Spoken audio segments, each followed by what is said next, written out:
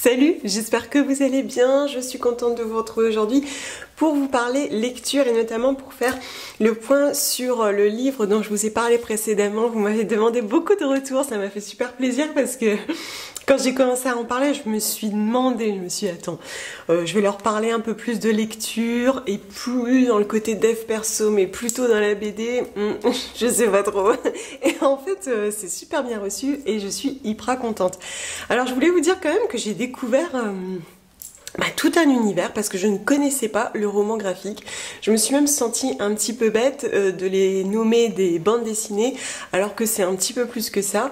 J'ai vraiment découvert que depuis quelques dizaines d'années se développe le roman graphique avec une dimension plus travaillée, plus en substance par rapport à la BD. C'est vraiment un roman pour adultes ou pour adolescents, on va dire.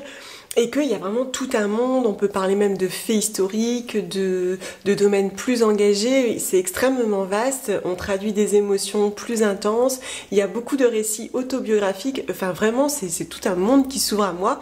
Et alors c'est drôle la vie parce que je pense qu'il fallait aussi que je vive tout ça, ce confinement, le Covid et peut-être d'autres choses pour avoir de nouveau envie de lire et envie de lire des romans graphiques. Quand j'étais toute jeune, je lisais beaucoup de BD, je lisais Snow Good, Tintin, je lisais même les Bidochons, je lisais Astérix. Aujourd'hui, je vois mon fils lire des BD et je m'identifie quand même un petit peu moins. C'est vrai que c'est plus trop mon truc. Et là, je vibre dans les romans graphiques. Je trouve que vraiment, il y a beaucoup de substance, que c'est très riche, que c'est très intéressant. C'est très diversifié, il y en a vraiment pour tous les goûts et c'est un bonheur. Alors du coup, évidemment, je vais revenir sur Malgré tout, qui a été un vrai coup de cœur. J'ai adoré ce roman graphique de Jordi Lafèvre, il est magnifique, j'ai adoré les illustrations qui sont pleines de vie, pleines de couleurs, j'ai adoré son coup de crayon et d'ailleurs ce que j'ai fait c'est tout de suite aller voir ce qu'il y avait sur lui, s'il y avait de la docu etc. Et je suis tombée sur des vidéos où on le voit dessiner, et waouh, je trouve ça absolument magnifique la manière dont il dessine, ça apporte tellement de profondeur à l'histoire, tellement plus d'émotion aussi, j'ai trouvé que les planches étaient vraiment très très belles, on s'attache très vite aux deux principaux personnages, vraiment j'ai adoré, je trouve d'ailleurs le monsieur très élégant, j'ai trouvé que c'était joli, y compris dans les moindres détails. On nous emporte dans leurs émotions, dans leurs histoires, dans leurs choix de vie.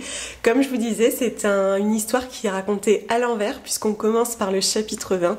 Et c'est absolument parfait parce que je pense que si on nous l'avait raconté à l'endroit, le suspense n'aurait pas été le même et on n'aurait probablement pas eu autant de profondeur dans l'histoire. J'ai trouvé que c'était léger, que c'était doux, très romantique, avec une pointe d'humour qui est vraiment la bienvenue. C'est typiquement le genre d'humour que j'aime beaucoup. Et puis aussi des moments, des fois, de réflexion, de douleur, des petites larmes de la part de nos personnages qu'on partagerait volontiers avec eux. J'ai adoré, adoré, adoré, adoré. C'est très beau du début à la fin. Et d'ailleurs, je l'ai déjà prêté. Je l'ai prêté à ma belle-mère parce que j'ai trouvé que c'était vraiment trop beau. Et je compte bien le relire, mais cette fois-ci en commençant par la fin du livre. Ensuite, vous l'avez vu donc à la fin de la vidéo, j'ai lu cet ouvrage que cette fois-ci j'avais acheté d'occasion. Je vous le disais, je fais un petit peu des deux. J'achète neuf en librairie, autant pour faire travailler les libraires que pour faire travailler les auteurs et illustrateurs que j'achète de l'occasion, donc pour des raisons écologiques mais aussi pour le prix, parce que des romans graphiques en général c'est entre 20 et 30 euros, c'est quand même pas rien et ça se dévore assez vite, même si on se situe entre 100 et 200 pages. En tout cas moi je les lis vraiment très très vite, surtout si l'histoire me plaît. Donc le marché de l'occasion me plaît bien, mais comme il m'a toujours plu d'ailleurs, une majorité des bouquins de mon fils a été acheté d'occasion. Mon fils a beaucoup de livres de seconde main, c'est vraiment dans mes habitudes. Donc j'ai reçu Dans la forêt de Loming, qui est une adaptation du roman de Jean Egland que je n'ai pas lu et probablement à tort parce que je n'ai pas du tout aimé ce roman graphique. Donc il s'agit d'une civilisation qui s'effondre, une maison au cœur de la forêt, deux sœurs, un monde à réinventer. Alors il est totalement en noir et blanc, je pense que déjà au niveau des planches c'est pas trop ce que je préfère et pourtant il y a beaucoup de détails. Alors je saurais pas dire, hein, vous voyez c'est bien crayonné dans les fonds etc. Mais voilà, j'ai pas du tout accroché. Alors j'ai pas du tout accroché avec les illustrations. Je l'ai trouvée... je trouvais qu'elle manquait effectivement de vie, de chaleur et d'émotion. Je n'ai pas accroché avec les personnages pour lesquels je n'ai pas su faire preuve du tout d'empathie à l'égard des deux sœurs. Je trouve qu'on n'a pas assez d'émotion en elles, même quand elles vivent des choses très graves et dramatiques, on ressent pas d'émotion, c'est comme s'il n'y avait pas de substance, comme si on allait trop vite sur ces choses-là ou qu'on n'entrait pas assez dans le détail de ce qu'on peut ressentir. Et puis toute l'histoire est empreinte d'un certain néo-féminisme anticapitaliste. On est vraiment dans les clichés du moment, dans ce féminisme qui divise au lieu de gommer les inégalités. Vous savez que c'est pas trop mon truc. Moi je suis plutôt du féminisme vieille école, pas du tout dans cette manière de diviser, cliver avec un peu de suprématie et des clichés un peu durs. Vraiment je n'y adhère pas du tout. Et je trouve que les deux sœurs sont... Voilà, ça manque de profondeur. Vraiment, les personnages ne me plaisent pas du tout. Et très rapidement, j'ai eu envie d'arrêter de lire le livre parce que ça m'agaçait. Je trouvais que ça n'avançait pas. Je trouvais que dans ce contexte post-apocalyptique où la société s'effondre, il n'y a plus d'électricité, il n'y a plus à manger, on se retrouve seul. Je trouve qu'elles manquent de ressources. Je trouve qu'elles vont pas à l'essentiel, pas assez vite à mon goût. Et du coup, ça avait tendance à m'horripiler de les suivre. Et puis, j'ai trouvé aussi que la fin manquait d'ouverture et d'optimisme, mais aussi de solidarité. Voilà, je n'ai pas du tout accroché. Ceci dit, il est probable quand même, je me dis que si j'avais lu le roman avant, j'aurais peut-être plus adhéré à la BD. Parce que je pense que c'est typiquement le genre d'histoire qui nécessite de plus s'imprégner de l'histoire originale. En tout cas, si vous avez aimé cet ouvrage, n'hésitez pas à le laisser en dessous pour ceux et celles qui aimeraient le même genre de lecture que vous. C'est pas parce que moi je n'ai pas aimé qu'un autre ou une autre n'aimera pas, évidemment. Bon, ensuite, ne m'oublie pas, oh là là là là, merveilleux, merveilleux, de Alix Garin qui est autrice et illustratrice aux éditions Le Lombard que j'ai acheté neuf. Donc j'en avais jamais entendu parler, je l'ai vu dans la librairie, il était dans la sélection et en général je suis attirée par la couverture. J'ouvre, je tombe sur une planche et si la planche m'attire, bingo quoi. Et alors là, bon déjà j'ai aimé les couleurs pastel avec le coup de crayon assez fin et puis je suis tombée sur une planche qui avait une pointe d'humour. Alors là, bingo. Moi j'adore les histoires qui sont douces, qui ont de la profondeur, mais avec un petit peu d'humour, parce que c'est un peu ma manière de vivre et de voir la vie. C'est vrai que je ris de tout, y compris des situations les plus difficiles, et je ris aussi de moi, même quand je me retrouve dans des situations compliquées, dans la maladie, etc.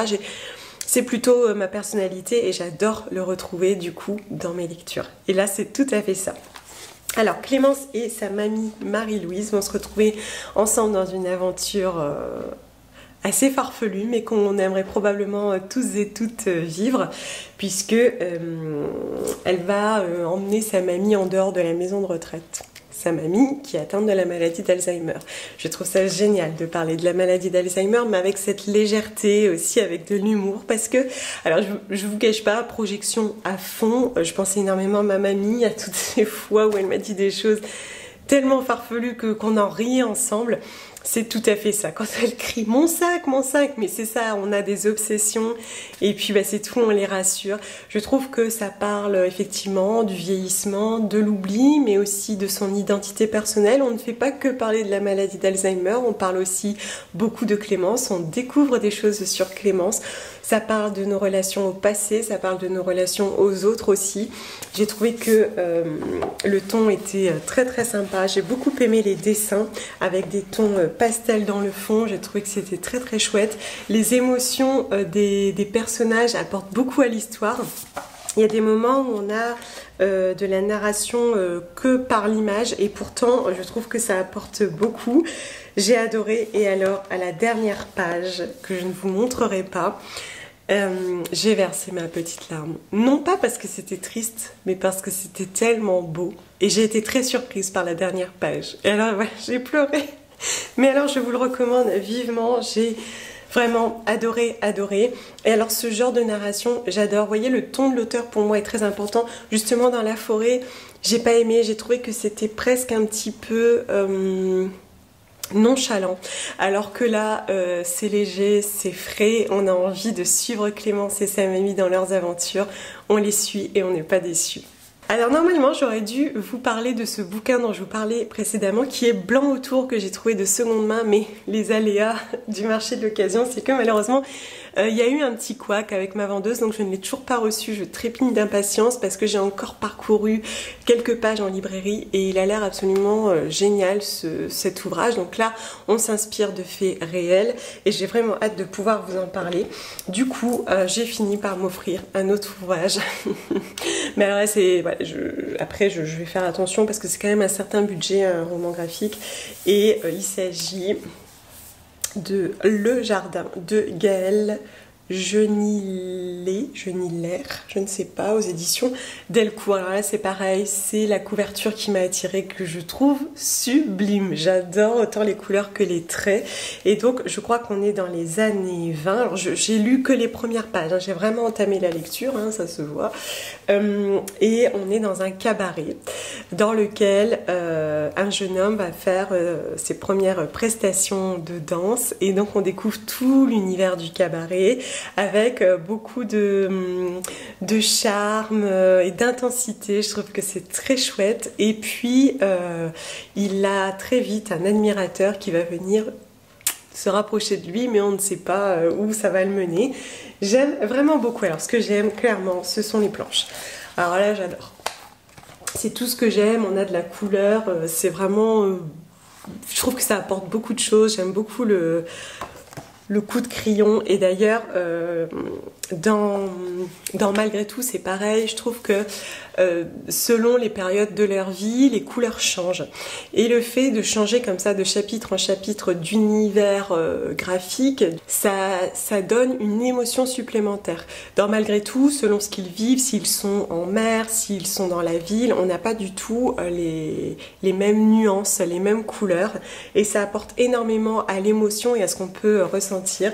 Et bien là c'est pareil, alors on est beaucoup dans le rouge, mais je pense que ça fait écho à tout l'univers artistique, mais aussi au charme qu'on peut avoir dans le cabaret. Je trouve que c'est très très joli, et j'ai vraiment hâte de découvrir la suite, donc affaire à suivre. Si vous aussi vous les avez lus ou que vous avez d'autres lectures à conseiller, encore une fois, n'hésitez pas. Ce que j'aime, bon, c'est une chose, mais on n'a pas à s'enfermer dedans, on n'a pas tous et toutes les mêmes goûts. De mon côté, j'ai noté dans ma wishlist ces jours qui disparaissent, et puis dans un tout autre registre, alors aussi post-apocalyptique, mais plus typé science-fiction, j'ai mis dans ma wishlist Stand Still, Stay Silent.